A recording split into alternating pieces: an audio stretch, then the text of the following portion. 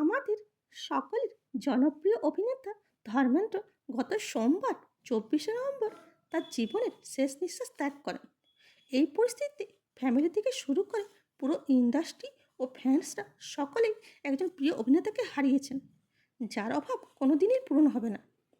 এই হিমেন খ্যাত অভিনেতা তার ফ্যামিলির জন্য প্রায় 500 কোটি টাকার সম্পত্তি রেখে গেলেন, যা তিনি অনেক মুভি, প্রযোজনা, বিজ্ঞাপনী প্রচার ও রেস্টুরেন্ট থেকে আয় করেন।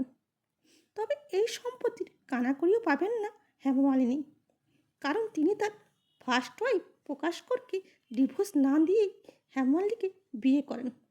আর তাই হিন্দু ম্যারেজ অ্যাক্ট অনুযায়ী ডিভোর্স ছাড়া দ্বিতীয় বিয়ে কোনো মতেই বৈধ না। তবে দ্বিতীয় পক্ষের ধর্মেন্দ্র ও হেমা মালিনীর দুই মেয়ে এশা ও অহনা উত্তরাধিকার সূত্রে বাবার সম্পত্তি পেতেই পারেন। Thanks for watching.